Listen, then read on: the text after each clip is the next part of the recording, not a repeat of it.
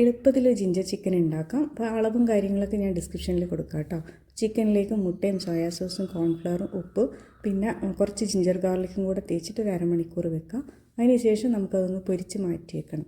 പൊരിച്ച ശേഷം നമുക്ക് അതേ എണ്ണ യൂസ് ചെയ്യാം. അതിലേക്ക് ഇഞ്ചി വെളുത്തുള്ളി അരിഞ്ഞതോ അരച്ചതോ ചേർത്ത് വഴറ്റാം. പിന്നെ സവാളയും കൂടെ ചേർത്ത് നന്നായി വാടി വരുമ്പോൾ പച്ചമുളകും ചേർക്കാം. പച്ചമുളകും വാടി വന്നു കഴിഞ്ഞാൽ ടൊമാറ്റോ സോസ് സോയ പിന്നെ ചില്ലി സോസ് ഇത്രയും ചേർക്കുക. പിന്നെ കുരുമുളക് പൊടി ഇടുക കേട്ടോ ആവശ്യത്തിന്. അതിന് ശേഷം നമുക്ക് ക്യാപ്സിക്കം അരിഞ്ഞതും ചേർത്ത് വഴറ്റുക. ഒന്ന് ചെറുതായിട്ടൊന്ന് വാടി വരുമ്പോൾ ഫ്രൈ ആക്കിയ ചിക്കനും കൂടെ ചേർത്ത് ഇളക്കുക. അപ്പോൾ എല്ലാം വെന്ത് കഴിഞ്ഞാണല്ലോ. അപ്പോൾ ഡ്രൈ ആയിട്ട് സെർവ് ചെയ്യണമെങ്കിൽ അങ്ങനെ സെർവ് ചെയ്യുക. ഞാനിപ്പോൾ ഗ്രേവിയാണ്. അപ്പോൾ കുറച്ച് ചുടുവെള്ളം ഒഴിച്ചിട്ടുണ്ട്.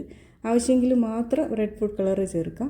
പിന്നെ ഒന്ന് തിളച്ച് വരുന്ന സമയം കൊണ്ട് കോൺഫ്ലവർ കുറച്ച് വെള്ളം ഒഴിച്ച് കലക്കി വെക്കുക. ഇത് തിളച്ച് കഴിഞ്ഞാൽ നമുക്ക് അതിലേക്ക് ഇത് മിക്സ് ചെയ്യാം.